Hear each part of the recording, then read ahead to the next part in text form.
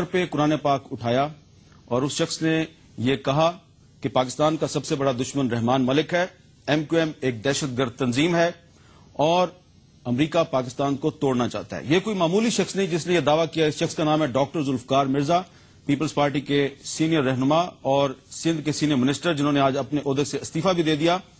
क्या रमजान अल मुबारक के महीने में कुरान सर पे उठा के ये जो दावा किया है डॉक्टर जुल्फकार मिर्जा साहब ने, इसको पाकिस्तान के 18 करोड़ अवाम इतनी आसानी से नजरअंदाज कर देंगे?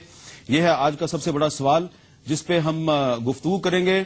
और इस गुफ्तगू में हमारे साथ शामिल होंगे जनाब अंसार अब्बासी साहब, सीनियर कॉलम निगार हैं, दानिश्वर हैं, दी न्यूज के एडिटर इन्वेस्टिगेशन जनाब मोहम्मद मालिक साहब, रेजिडेंट एडिटर दी न्यूज इस्लामाबाद के, लाहौर में मारूफ दानिश्वर स्कॉलर और कॉलम निगार जनाब हसन निसार साहब। लेकिन गुफ्तगू का आगाज करेंगे हम डॉक्टर जुल्फकार मिर्जा साहब से, कराची में उनसे बात करेंगे। अस्सलाम वालेकुम डॉक्टर साहब। वालेकुम अस्सलाम हामिद भाई।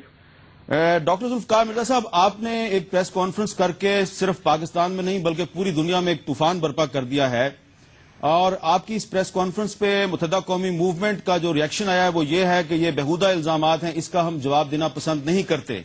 तो इस जवाब का आप क्या जवाब देंगे? आप मैं सिर्फ ये कहूंगा, खोदा पहाड़ निकला चूहा वो भी मरा हुआ।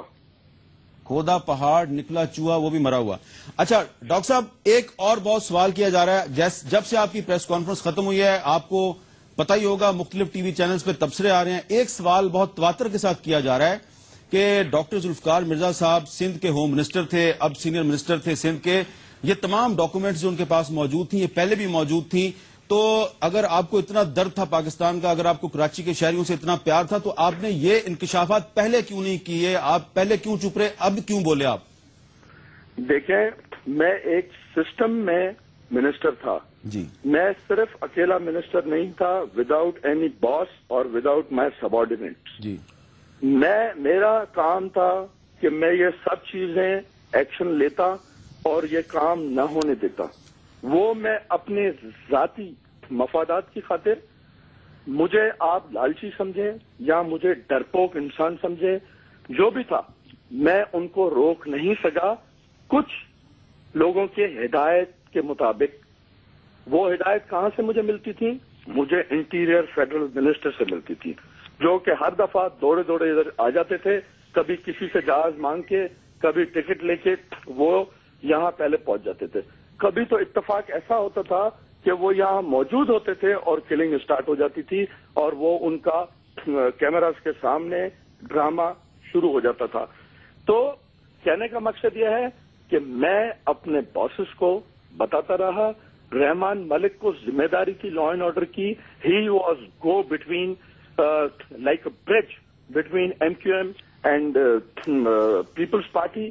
तो ये आके यहाँ हमें खामोश करा देते थे कि ये 1 महीना गुजार लो, 2 महीना गुजार लो, सब ठीक हो जाएगा, मेरी बात हो गई है। और ये वो सारा दिन झूठ बोलते थे जब तक हमने डायग्नोसिस की कि he is a habitual compulsive 100% liar, जब तक सर से पानी गुजर चुका था।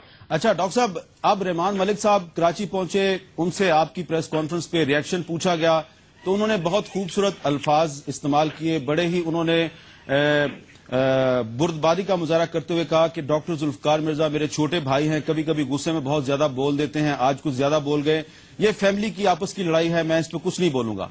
मैं लानत भेजता हूं ऐसे भाई पे जो इतना बेगैरत हो, बेशर्म हो, जाहिल हो, झूठा हो, जो सिर्फ पलता हो मासूम बच्चों के खून पे, उन माओं की गोद खाली करने से उस पर वो थ्राइव करता हो, मासूम औरतों के सुहाग लुटा के ये जो है बड़ा बन के और अपनी एक यूटिलिटी क्रिएट करता था between MQM and peoples party.